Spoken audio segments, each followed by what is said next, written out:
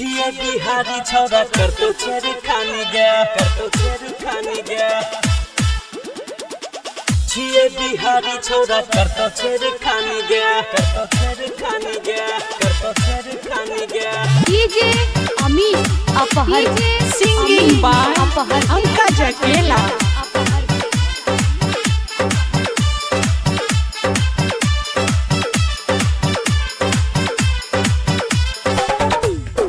सितारा studio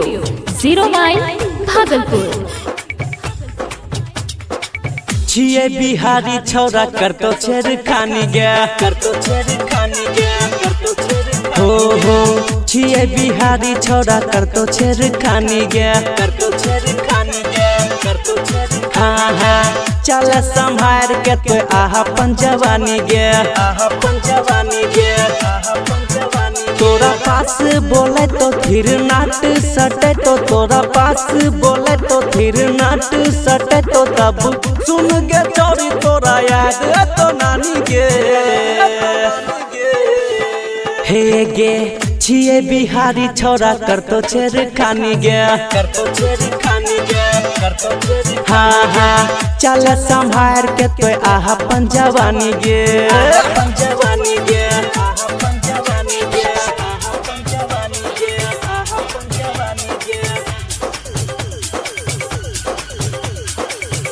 singing by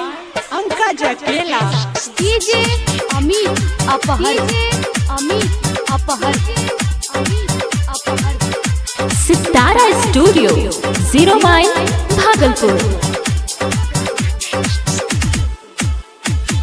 चढ़ल जवानी रखे बचा के भाग जे तो लेके तोरा पटा के हे गे चढ़ल जवानी रखे बचा के भाग जे तो लेके तोरा पटा के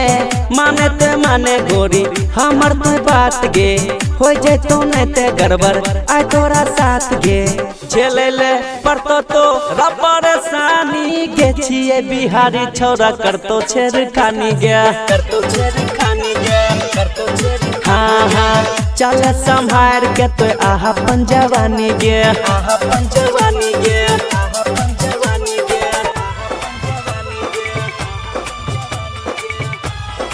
सिंगिंग बाय पंकज अकेला।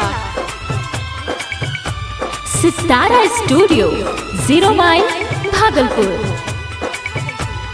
हाँ चल संभार के तो अपन जवानी गया डीजे अमित अपहर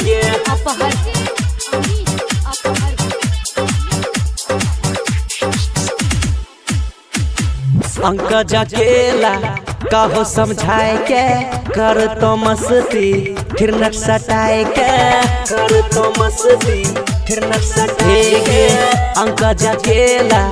कहो समझाए के कर तो मस्ती फिर नट सटाए के बलहा के छोरा सबे छै रंग बाज गे छोटू दीवाना तोरा लुट ले तो आज गे सोनू सितारा कर तो मनमानी गे छिए बिहारी छोरा कर तो छेरी खानी गया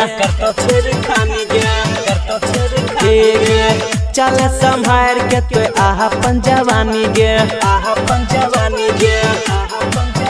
तोरा पास बोले तो फिर नाट सटे तो तोरा पास बोले तो फिर नाट सटे तो तब सुन गे चोरी तोरा याद तो नानी गे हे गे छिए बिहारी छोरा कर तो छेरी खानी गया हाँ चल संभार के तो अपन जवानी गया